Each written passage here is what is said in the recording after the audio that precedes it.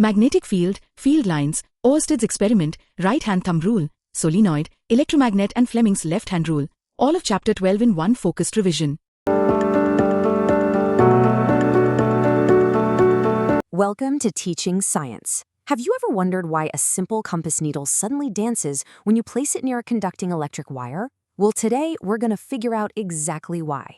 We're diving into this entire chapter with a complete NCERT explainer, and I am just so excited to guide you through one of the absolute most fascinating topics in your CBSE Class 10 science syllabus, the magnetic effects of electric current. So, back in 1820, a brilliant scientist named Hans Christian Oersted accidentally discovered exactly why this happens.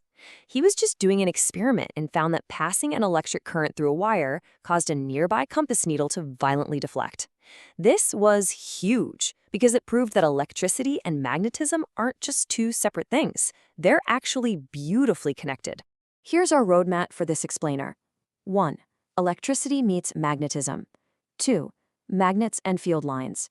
3. Straight wire magnetic fields. 4. Circular loops and coils. 5. Domestic circuits and safety. And 6. A quick 1-minute chapter recap. Let's get right into it. All right, part 1, electricity meets magnetism. As we just learned from Oersted's amazing accidental discovery, these two forces are totally linked. But what exactly is a magnetic field? Well, here's your essential definition. A magnetic field is the region surrounding a magnet in which the force of the magnet can be detected. You can kind of imagine it as an invisible sphere of influence that just surrounds a magnet. And here's a super crucial point you need to remember. A magnetic field is a physical quantity that has both direction and magnitude. So it's not just about how strong the pull is, but also exactly which way it's pulling. Moving right along to Section 2, magnets and field lines. Okay, so since magnetic fields are completely invisible to our eyes, how can we actually see them? Well, take a look at this. Notice how the iron filings sprinkled around this bar magnet naturally arrange themselves into this really beautiful, symmetrical pattern of curved lines. They're actually aligning themselves right along the magnetic field lines, which physically proves the existence and the exact shape of that magnetic field. It's like magic, but it's physics. Listen up closely to this next point, because this is a massive board alert. The properties of magnetic field lines are highly tested on exams. First off, by convention, field lines emerge from the North Pole and merge at the South Pole outside the magnet. Second, inside the magnet, they actually move from south to north. And because of this continuous loop, our third point is that they form closed, continuous curves. Finally, the closeness of those field lines indicates the relative strength of the magnetic field. So wherever the lines are really crowded together, that magnetic force is much, much stronger. Now here's a classic NCRT exam tip question for you. Why do no two magnetic field lines ever cross each other? Any guesses? Well, it's completely logical when you think about it. If they actually crossed, it would mean that at the exact point of intersection, a compass needle would have to point in two completely different directions at exactly the same time. And as we know, that is absolutely impossible. Let's look at Section 3, straight wire magnetic fields. So transitioning from permanent bar magnets to the dynamic magnetic fields created by electric currents flowing through a straight wire, this perfectly illustrates NCRT Activity 12.5. We basically pass a straight, thick copper wire vertically right through a piece of cardboard and sprinkle some iron filings on it. When the current flows, the iron filings perfectly align in concentric circles all around that central wire. These circles are the magnetic field lines. And notice how they actually grow larger and more spaced out the further away we move from the wire?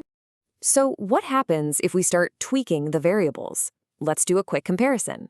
If you increase the current flowing through that wire, the magnitude of the magnetic field goes up, meaning a nearby compass needle would show a much stronger deflection. But if you increase your distance from the wire, the magnetic field strength decreases. That is exactly why those concentric circles become larger and larger the further away you get.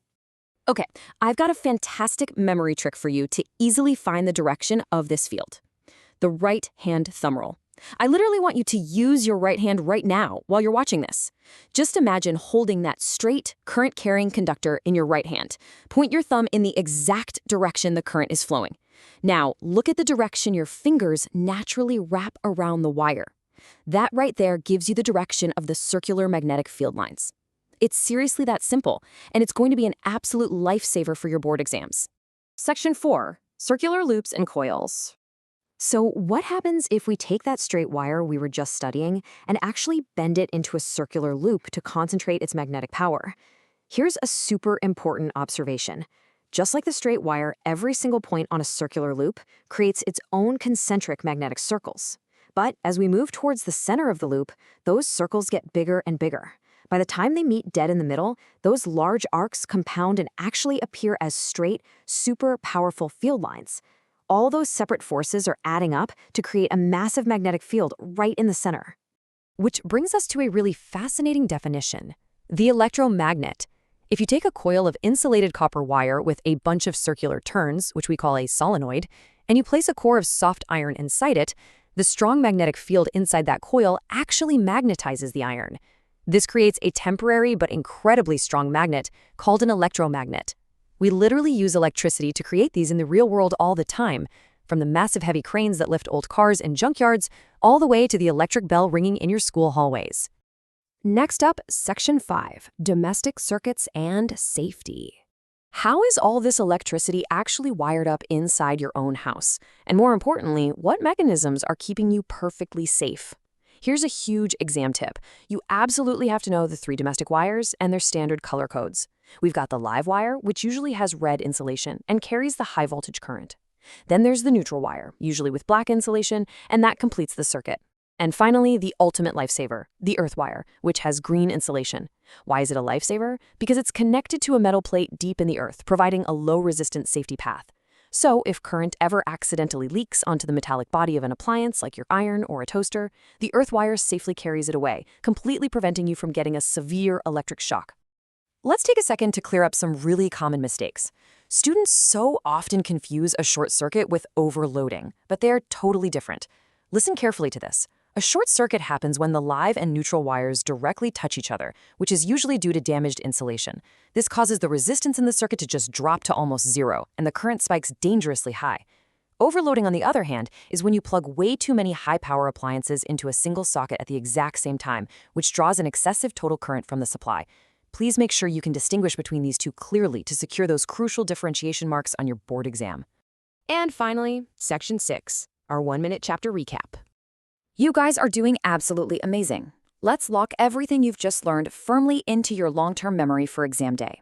Here is your final board revision summary. Remember, magnetic field lines are closed curves that never ever cross, and they travel from north to south outside the magnet.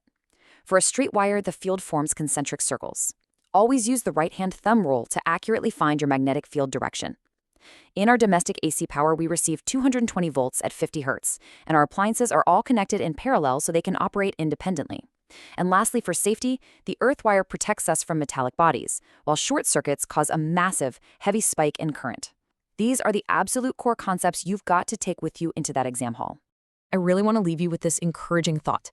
The force of a magnet may be invisible, but your understanding of it is now crystal clear. You have successfully mastered a really tough physics chapter today, and you should be incredibly proud of your focus and dedication. But before we go, I want you to test yourself right now. If you reverse the flow of current in a straight wire, exactly how does the magnetic field change to match? Think about that right-hand thumb rule we talked about and what your fingers would do. If you found this explainer helpful, please like, share, and subscribe to Teaching Science. And make sure to press that bell icon so you never miss our next CBSE science lesson. Keep revising the chapter, go solve those NCERT questions, practice your diagrams, and I'll see you in the next explainer.